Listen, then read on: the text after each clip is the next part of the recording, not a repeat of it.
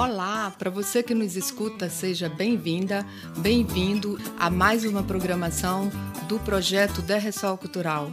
DRSOL é a homenagem do SESC ao famoso pregão maranhense que faz parte da memória afetiva do nosso povo, o que inspirou esse projeto para impulsionar a cena artística local, levando ações culturais em formato online para os diversos públicos.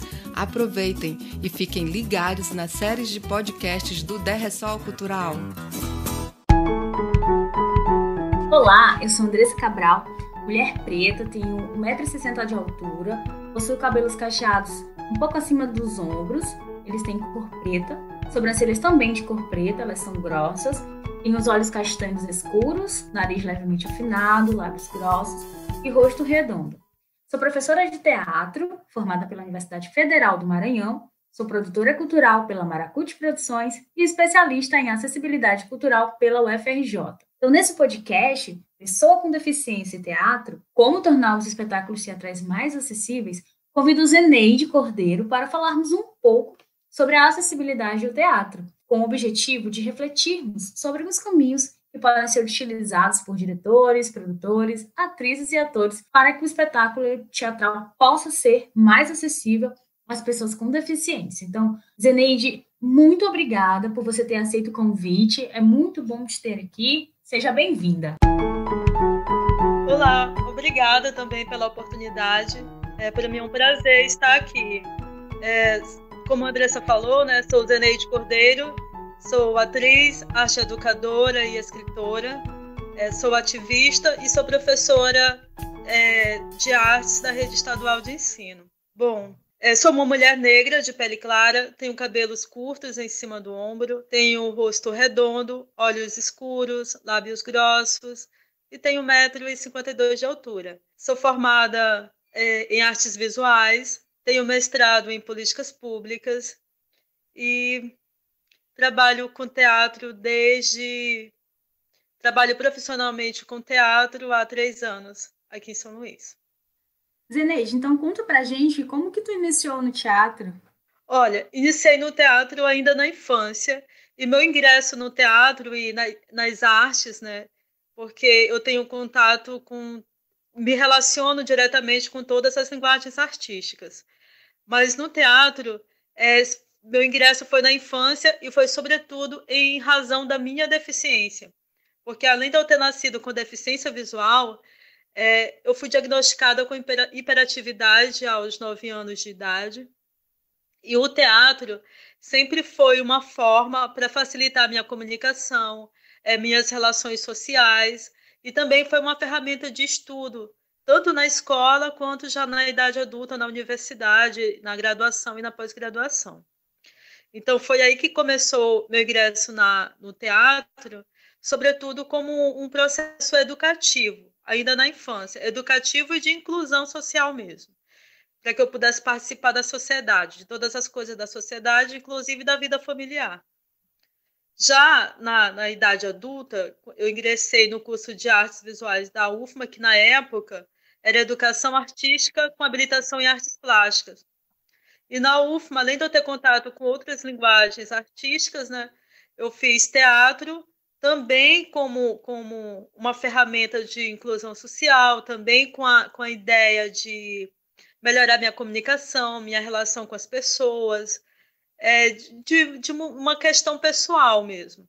E depois, já com quase 30 anos de idade, cega total, eu recebi um convite de uma produtora aqui de São Luís, que na época era Oficina de Interpretação SLZ, hoje é a Palco Centro de Arte, para fazer um espetáculo de teatro inclusivo. O nome do espetáculo é Pelos Olhos Dela. Eles estavam precisando de uma atriz cega e me encontraram pelas redes sociais e eu aceitei o convite. Desde então, eu trabalho profissionalmente como atriz de teatro. E agora, no início desse ano, quando teve o negócio da pandemia, eu comecei a me envolver com as artes audiovisuais. Então, assim, eu tenho uma trajetória longa no teatro, né, que foi desde a infância, né, mas eu só tenho 3 anos, só faz 3 anos que eu trabalho como uma atriz profissional. A questão da acessibilidade nos teatros, tu acha que os teatros estão acessíveis, assim? Não falo só na questão arquitetônica, porque, assim, não existe só um tipo de deficiência, existem vários tipos de deficiência, né, como aponta o censo de 2010, realizado pelo IBGE, 23,9%, ou seja, 45 milhões de pessoas possuem algum tipo de deficiência, né? Então, esse direito à cultura, ele está previsto na Constituição, em leis, em decretos, e não é um favor, é um direito, e esse direito precisa se tornar realidade. A norma brasileira de acessibilidade, a NBR 9050/2015, ela considera como acessível o espaço, a edificação, o mobiliário, o equipamento urbano, ou elemento que possa ser alcançado, acionado, utilizado e vivenciado por qualquer pessoa, inclusive aquela com mobilidade reduzida. Então, para a LBI, que é a Lei Brasileira de Inclusão, a acessibilidade cultural é o conjunto de adequações, medidas e atitudes que promovam o bem-estar, o acolhimento, o acesso e a fruição das pessoas com deficiência nos espaços públicos e privados. Então, eu queria saber contigo se tu achas que esses equipamentos estão acessíveis e contasse um pouquinho da tua trajetória em relação a ir assistir espetáculos e também a ser protagonista, né, como artista. Sim, Andressa. Mas antes, além de acessibilidade não ser um favor, né, ela também não é uma caridade, como muitas pessoas pensam. Às vezes pensam que a acessibilidade é uma coisa de caridade, é um favor, é um benefício que o Estado está dando e que a sociedade está dando. E não é isso. Na verdade, a acessibilidade é, sobretudo, uma questão de justiça social. São criar meios, né, para que a pessoa com deficiência e outras minorias sociais possam participar da sociedade, possam usufruir de tudo que ela tem. No mínimo, com o mínimo de condições, porque a acessibilidade ela nunca garante todas as condições para que a pessoa possa ser incluída num determinado meio. E em se tratando de teatro, eu falando como atriz e como frequentadora assídua de espetáculos teatrais, aqui em São Luís só tem um teatro que é acessível, que tem acessibilidade arquitetônica. E uma acessibilidade arquitetônica muito boa, por sinal, né, dentro do teatro, nos espaços do teatro. Os outros teatros, infelizmente, não têm, principalmente os maiores teatros daqui, eles não têm, nem sequer acessibilidade arquitetônica. O que, para mim, a acessibilidade arquitetônica é uma coisa de menos. Né? Para mim, o mais importante é a acessibilidade atitudinal e a comunicacional. E isso falta em todos os teatros. O mínimo que se pode ter no teatro em se tratando de acessibilidade, e eu falando aqui enquanto pessoa cega, tá? Eu quero deixar bem claro. Acessibilidade comunicacional. Porque não existe nada mais triste do que você ir assistir um espetáculo e você não saber o que está acontecendo. Você querer saber uma coisa, você querer participar mais diretamente do teatro e do espetáculo e não poder. Isso é muito triste. Ainda mais esses espetáculos de arte contemporânea, teatro contemporâneo, que às vezes tem muitos experimentos que o público participa. E às vezes a gente fica lá sem saber o que está acontecendo. E isso só acontece por ausência de acessibilidade comunicacional e atitudinal, tanto dos próprios produtores e diretores de espetáculos, dos próprios artistas também, mas, sobretudo, dos responsáveis pelos teatros, né? Para fazer a audiodescrição, para criar outras formas táteis para que a pessoa cega ou com baixa visão, ou com deficiência intelectual, ou com outros tipos de deficiência, possam perceber aquele espaço, possam entender. E a outra acessibilidade que eu acho mais prejudicial é a atitude, ou atitudinal. A acessibilidade atitudinal, às vezes, ela impede com que a pessoa chegue ao teatro para assistir um espetáculo. Né? Já tem espetáculo que, às vezes, a gente não tem vaga quando a gente vai comprar o ingresso, por exemplo. Desde quando a gente vai comprar o ingresso? A gente diz que vai comprar, já não tem. Tem gente que é capaz de cobrar até mais caro porque a pessoa com deficiência vai estar lá. Isso já aconteceu comigo também, né? Então, assim, a meu ver, o que falta mais é uma questão mesmo de entender produtores e pessoas que trabalham com as artes dramáticas como um todo, entender que o teatro é para todas as pessoas. É só isso. E para mim a acessibilidade mesmo, a pior ausência de acessibilidade atitudinal e a comunicacional, é essas que impedem. E se tratando de pessoa cega, é a ausência de descrição, de audiodescrição, porque eu não sei que a audiodescrição não chega aqui em São Luís, nos teatros. O primeiro passo para que você pense a acessibilidade é a empatia, porque quando você se coloca no lugar do outro, você vai tentar entender determinadas circunstâncias. Eu acho que quando você pensa nessas práticas acessíveis, elas deverão ser pensadas desde a concepção do espetáculo, para a acessibilidade não ser colocada como um problema depois que o teu espetáculo está, entre aspas, pronto, e aí tu tem que te preocupar com a audiodescrição, o intérprete de Libras, a legenda, e entre outros, né? Eu acho que seria mais ou menos por aí o caminho, de se pensar essa acessibilidade nos espetáculos de teatro, como tu falou.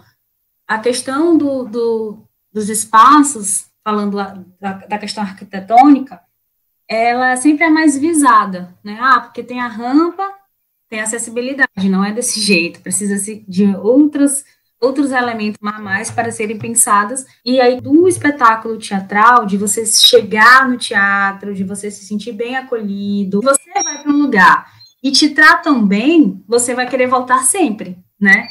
Se você chega num lugar e que não te tratam bem, com certeza você não volta. Então, acho que também passar muito por essa questão de você chegar no lugar, ser bem recebido, ter as mesmas oportunidades do que os demais, né, na questão da fruição do espetáculo.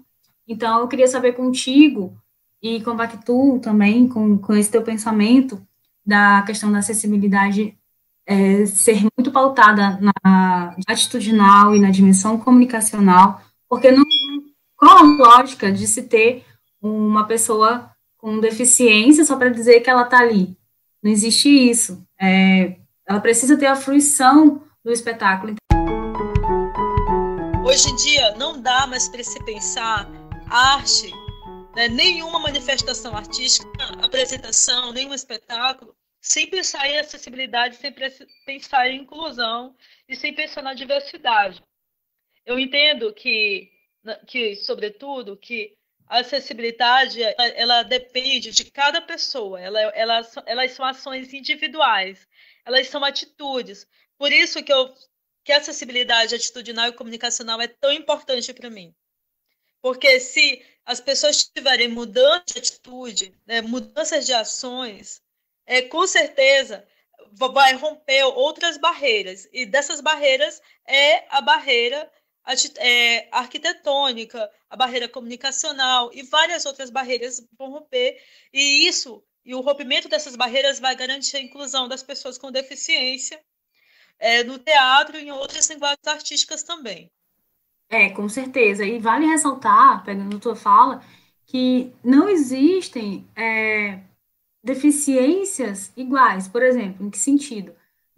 Você tem que sempre entender que para cada pessoa existe uma especificidade. Por exemplo, eu não posso colocar todas as pessoas com deficiência visual como se a deficiência delas fossem todas iguais. A deficiência ela pode ser no sentido de ser visual igual, mas ela vai ter especificidades. Então, não devemos tratar de uma forma generalista. O que eu quero dizer com isso? Eu quero dizer que eu não posso pensar uma prática acessível e achar que ela vai servir para todas as pessoas com deficiência visual. Cada pessoa com deficiência visual, ela vai ter ali uma prática que ela mais goste. Por exemplo, tem pessoas com deficiência visual que amam a audiodescrição detalhada. Já tem outras pessoas com deficiência visual que gostam de saber as partes principais, né? Então, uma coisa que eu não gosto quando eu vou ao teatro é de sentar nas áreas reservadas para pessoas com deficiência. eu nunca sento na área reservada para pessoa com deficiência. Geralmente, eu sento ou atrás, muito atrás, ou eu sento, por exemplo, se eu for ao Teatro Arthur Azevedo, eu gosto de sentar na segunda galeria, geralmente na terceira ou quarta fileira depois do palco. Porque ali de cima eu percebo toda a movimentação dos artistas no palco. Nesse caso, eu acho mais interessante perceber o espetáculo só com minha percepção do que ouvindo a audiodescrição. Mas o certo é que a audiodescrição detalhada eu não gosto em nenhum aspecto. A não ser se for assim, uma audiodescrição com textos informativos, falando de um evento, de uma coisa que tem data, horário, de uma coisa extremamente importante, sabe? Um trabalho científico, por exemplo. Aí sim, mas em se tratando de arte, eu não gosto. Geralmente eu deixo passar a audiodescrição. Mas isso é uma exceção. A maioria das pessoas gostam. O certo é que tem que ter a audiodescrição para todas as pessoas, né? Se a pessoa cega não quiser, aí já é uma questão dela. Sim. Mas, né, é importante dizer isso também. No meu caso, eu acredito que deve ser pela minha familiaridade com o teatro e com as artes. Eu gosto de sentir certas coisas que para a maioria das pessoas não é importante. Com certeza. É isso justamente que eu trouxe como exemplo, porque, assim, às vezes as pessoas pensam em práticas acessíveis achando que vai contemplar todas as deficiências. E, às vezes, não é assim que acontece. É que nem a questão da Libras. Tem gente que, na comunidade surda, no caso, é a língua de sinais que é utilizada, só que tem pessoas que não sabem a Libras. Porque pode ser, de repente, uma pessoa ensurdecida, oralizada. Então, tem que trazer não só a Libras, mas também a legenda. Então, não pode, não, já coloquei meu espetáculo acessível, porque eu coloquei o intérprete de Libras e a audiodescrição. Não, peraí. Mas tu pensou nesse ingresso acessível? Porque às vezes também ainda tem isso, né? Mas eu coloquei lá o intérprete de Libras, coloquei a audiodescrição e não apareceu nenhuma pessoa com deficiência. Não, peraí, mas por que não apareceu? Tu pensou nesse convite, nessa divulgação, para que a pessoa soubesse que ali tem a acessibilidade, que o correto seria, como a gente falou aqui, a acessibilidade ela é um direito. Então, ela não tinha que ser divulgada assim, hoje tem, amanhã não tem. Tem que ser divulgado que sempre tem que ter. É isso. Eu só vou no lugar que me oferece aquilo que eu gosto. Então, e aquilo que vai me receber bem também. Então, se não vai me receber bem, se não vai fazer garantir a minha fruição no espetáculo, como é que eu vou para lá, entendeu? Então, eu acho que vai muito por essa questão também, de acessibilizar não só o espetáculo em si, mas pensar desde a divulgação até a chegada da pessoa com deficiência, aquele momento que ela está assistindo o espetáculo. E aí essas práticas, elas podem ser exemplificadas através disso que a gente está falando, da audiodescrição, da Libras, da legenda, mas vai muito além. Como exemplo, as pessoas com deficiência visual, elas precisam tatear o cenário um pouco antes do espetáculo, do início do espetáculo, o figurino, e às vezes tem cenários, tem figurinos que não dá para você tatear por alguma questão. Então, construir uma espécie de protótipos que possam representar de uma forma real esses cenários. E aí a pessoa com deficiência ela pode estar tateando para saber, de repente não é nenhuma questão de não poder tatear, mas está no alto, que não tem, está uma vara lá em cima do teto. E aí não vai poder descer a vara, porque já está tudo já montadinho, certinho. Então, já fica esse protótipo para a pessoa sentir. E isso é uma coisa boa, porque, assim, a acessibilidade, ela não é só para quem tem deficiência, ela também ajuda a todos. Por exemplo, idosos, gestantes. Então, a gente tem que ter essa noção dessa importância da acessibilidade nas nossas vidas, né? E aí, dentro do espetáculo teatral, que é isso que a gente se propôs a conversar, ela vem de uma forma muito necessária.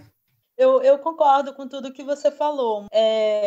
No caso desse protótipo, dessa acessibilidade do toque, eu acho que isso seria incrível, isso seria estar mais perto de um sonho, assim. Eu acho que nunca aconteceu isso aqui em São Luís. Eu desconheço em algum espetáculo.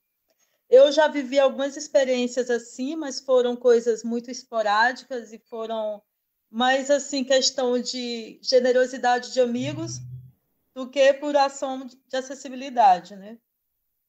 E que eu queria, no mínimo, assim, um mínimo mesmo, e o que eu acredito, e o que eu sonho um dia, é pelo menos eu ir num espetáculo e ter libras, ter legendagem e ter audiodescrição. Esse é um sonho. No dia que eu for no espetáculo que tiver isso, eu acho que eu vou fazer um espetáculo, vou fazer um monólogo, alguma coisa, só falando sobre isso, porque isso é o mínimo que tem que ter, isso é o básico, para que a gente possa entender um espetáculo.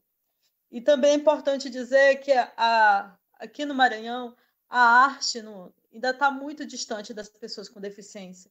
O público com deficiência é muito pouco aí aos teatros, pouco mesmo.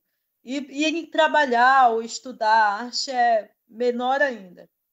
É como se fosse uma coisa muito distante. E sendo que o estado do Maranhão é um dos estados que mais tem pessoas com deficiência. E isso só prova o quanto o teatro e o quanto a arte é um espaço excludente, né? É um espaço que não está incluindo. Sendo que eu sou um exemplo do que a arte pode fazer numa vida de uma pessoa. Porque quando eu era criança, desde quando eu era criança, eu tinha uma mobilidade muito ruim, uma comunicação muito ruim, tanto pela cegueira quanto pela hiperatividade. E foi o teatro e foi outras linguagens artísticas que me fizeram participar da vida social mesmo, da sociedade, que fizeram com que eu estudasse, com que eu tivesse uma carreira, com que eu me formasse, com que eu passasse no concurso público, com que eu fosse atriz hoje. Né? Então, a arte tem uma importância muito grande na vida da pessoa com deficiência, de desenvolvimento intelectual mesmo. É verdade. E eu fico observando também uma das coisas, quando a gente fala dos espetáculos, e também, Zeneide, compactou contigo, que o meu sonho também é esse, né? Ver todo um espetáculo acessível, desde a entrada da pessoa com deficiência até a saída dessa pessoa, desse equipamento cultural, dessa apreciação do espetáculo de teatro. Eu fico vendo que tem a questão dos editais também, né? Fico refletindo sobre isso. Por exemplo, a acessibilidade, geralmente, ela é contemplada quando tem, por exemplo, a Lei Rouanet, ou então um outro fundo de incentivo, que diz que a acessibilidade ela tem que estar no espetáculo. Então, ela não foi pensada desde o início da criação do espetáculo. Ela é pensada assim, você vai apresentar um espetáculo, então você também vai ter que colocar acessibilidade. Aí, geralmente, o que acontece? Os grupos precisam escolher qual tipo de acessibilidade eles vão colocar no espetáculo. Aí, às vezes, acha que, eu coloquei Libras, então está acessível. Eu coloquei, então, só a audiodescrição, está acessível. Ou então, colocar o intérprete de Libras, geralmente eles procuram uns profissionais que, às vezes, não são reconhecidos pela comunidade surda, tudo isso para falar da consultoria. Às vezes, você não pode simplesmente, eu tenho a empatia, vou acessibilizar. Então, eu pensei numa forma aqui, numa prática acessível, vou fazer e pronto. Não, você tem que chamar uma consultoria. Se você fez uma prática acessível, pensou numa estratégia acessível para uma pessoa com deficiência visual ou auditiva, intelectual, entre outros, você precisa trazer essas pessoas para que elas possam conversar e ver se aquela prática acessível, ela de fato é acessível, né? Olha, isso é muito complexo, na verdade. É muito complexo mesmo, porque, na minha opinião, tudo isso daí é terrível. Para mim, isso daí já é uma atitude extremamente excludente. Atualmente, os espetáculos e até mesmo algumas propagandas que saem na TV quando dizem que são acessíveis é porque tem um intérprete de Libras. Às vezes o intérprete está lá tão escondidinho que mal as pessoas surdas olham, né? Para mim, um espetáculo que só tem intérprete de Libras não é um espetáculo acessível. Eu nem considero isso. Uhum. Eu acho, pelo contrário, eu acho uma coisa de extrema violência e preconceito com outras pessoas que têm outra deficiência. Eu não considero isso acessibilidade. É que nem eu ir num espetáculo e todo mundo está sorrindo, todo mundo está brincando e eu lá, igual uma estátua, porque eu não sei o que está acontecendo. O ator ou a atriz estão fazendo algo lá no palco que está chamando a atenção das pessoas. Ele está fazendo algo em silêncio, está se movendo pouco, ou talvez seja só gestos. Todo mundo está se divertindo porque está vendo. Mas eu tô lá, igual uma estátua, sem saber de nada. Ou então começo a sorrir dos outros que estão sorrindo. Porque, geralmente, quando todo Aham. mundo tá rindo, a gente ri, mesmo sem querer. Para mim, Sim. eu me considero isso uma violência psicológica, inclusive. Isso é terrível. Isso é terrível mesmo, porque o que eu acredito e o que eu defendo é que a acessibilidade ela já seja pensada e incluída dentro do próprio espetáculo. O Sim, que aí intérprete de ficaria bem Libras melhor. o intérprete de Libras, ele pode simplesmente estar ali como se fosse mais uma figura do espetáculo. Ele não é um ser à parte, né? Ele está fazendo um elo de comunicação ali. E que a descrição, a audiodescrição, ela também deve estar embutida no espetáculo. A legendagem é que já precisa mais de um equipamento, de algo assim, de outros recursos. Mas eu não entendo o porquê da audiodescrição e da Libras não estarem excluídas no espetáculo. Às vezes, isso são coisas que eu tenho dificuldade de compreender e que a única resposta que eu encontro para que isso não aconteça é o preconceito mesmo. Porque até agora a gente tem falado muito da pessoa com deficiência como plateia, mas a pessoa com deficiência é ser o artista, ser o protagonista, né? E não ser invisibilizado, não achar que as pessoas com deficiência elas só podem ser plateia, elas também podem ser artistas. E de ter esse espaço acessibilizado, de ter esse respeito e o pagamento também do cachê, né? Faz a consultoria, quanto para quem também está no palco. Então, diante de tudo que foi falado, para responder a pergunta, né, como tornar os espetáculos teatrais acessíveis, primeiro de tudo você ter empatia. Já começa aí com um passo importante. O primeiro passo importante para que a acessibilidade ela aconteça nos espetáculos, porque você com a empatia, você vai se colocar no lugar do outro, e aí você vai pensar em práticas e estratégias acessíveis, e aí entra a questão do teu conhecimento do que vem a ser acessibilidade cultural, qual é a importância dela, e que não é um favor, é uma garantia. E, segundo lugar, você tem que pensar na consultoria, né? Por exemplo, eu pensei numa prática acessível, criativa, né? Ou um diretor, um produtor, os próprios artistas pensaram numa acessibilidade criativa. Mas, para saber que aquela acessibilidade irá dar certo, ele precisa que o usuário do recurso dê a resposta positiva. Então, precisa ter uma consultoria para que todas as práticas acessíveis pensadas, tanto as que são feitas já de forma tradicional, outras criativas que são criadas no decorrer do processo, eles possam atestar que são realmente acessíveis. Né? Porque pode acontecer que você pense, criei uma prática acessível, mas aí chega na hora, ela não atendeu àquilo que foi proposto. Uma outra questão também é a formação da equipe. A equipe que vai ter contato com esse público, na verdade, com todo o público, com ou sem deficiência, ela precisa ter um conhecimento da acessibilidade e um treinamento para acolher bem a todos, né? Em lugares que nós temos um bom acolhimento, nós voltamos. Em lugares que não temos um bom acolhimento, não voltamos. Então, isso é muito prático. Né? Então, essa recepção, ela tem que ser muito bem feita, para que as pessoas possam se sentir acolhidas e retornarem sempre. Se tiver alguma dúvida, independente de ter deficiência ou não, que possam ser respondidas, bem direcionadas. Outra questão muito importante vem na divulgação. Então, a divulgação, ela precisa ter vídeos com legenda, audiodescrição, e uma das ferramentas que ajudam bastante é o QR Code, que ele é um código que dá acesso a um link, e ele é de baixo custo, ele tem aplicativos que é gratuito, esse link vai direcionar para vídeos com legenda, que tem também intérprete de Libras e a audiodescrição.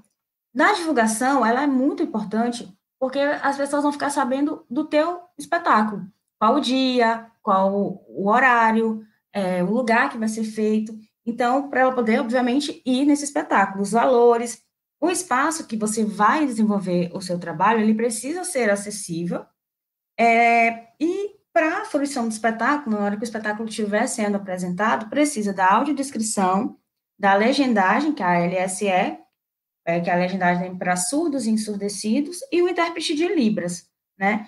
Então, o que acontece? Geralmente, os espetáculos, eles ficam, entre aspas, prontos, né, já para serem apresentados, e depois que são chamados os audiodescritores, os intérpretes de Libras, é importante que esses profissionais também possam conhecer todo o espetáculo que vai ser apresentado. Porque quando eles têm essa familiaridade com o espetáculo, flui muito melhor o trabalho deles. Então, precisa ser contratados profissionais, né, na área, profissionais que sejam reconhecidos pela comunidade surda, profissionais que façam com respeito à audiodescrição também. E eu acredito que uma coisa que possa também ajudar bastante, e que já foi citado, é o conhecimento da acessibilidade, para que alguns equívocos possam ser desmistificados. Por exemplo, a acessibilidade é caro. Sabemos que sim, tudo tem um custo.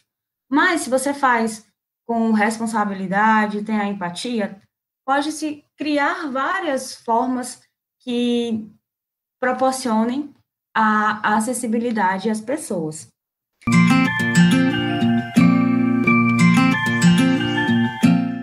E para que vocês possam ficar conhecendo um pouco mais do nosso trabalho, sigam-nos nas redes sociais, Instagram, @andressa.cabral.produções e @zeneide_cordeiro. Zeneide, gostaria muito de te agradecer por ter batido esse papo super gostoso sobre acessibilidade. Em alguns pontos a gente ficava extremamente tocado, né? E esperando que mude, e nós somos também essa mudança, né? Porque nós estamos conversando sobre isso, debatendo e trazendo um pouquinho mais das nossas vivências. Então eu realmente quero te agradecer muito por toda essa conversa e pela parceria de sempre. Oi, Andressa, eu que agradeço o convite. Para mim foi um prazer enorme participar desse podcast contigo. Desejo muita sorte, muita luz nesse teu trabalho, na tua caminhada. Que esse seja um primeiro de muitos trabalhos com esse tema. E eu acredito e sonho que um dia a nossa cidade, São Luís, e o Brasil como um todo, possa ter espetáculos teatrais mais inclusivos, espetáculos inclusivos para que todas as pessoas possam participar e usufruir do teatro, tanto quanto no papel de artista, né, de ator e atriz de teatro, quanto de plateia, porque todas as experiências no teatro são maravilhosas, são incríveis. Eu acredito que uma pessoa que viver a experiência do teatro uma vez, ela vai querer sempre. Agradeço ao projeto de Ressol Cultural do Sesc Maranhão, ao nosso produtor e editor de áudio, Tiago Vieira, e a todos vocês que nos ouviram. Peço que curtam e compartilhem essa publicação e que continuem acompanhando a programação do projeto de Ressol Cultural, que está maravilhosa, pelas redes sociais. Ficha técnica. Realização: Projeto de Ressol Cultural, Sesc Maranhão. Produção: Andressa Cabral. Debatedoras: Andressa Cabral e Zeneide Cordeiro. Produtor e editor de áudio: Tiago Vieira.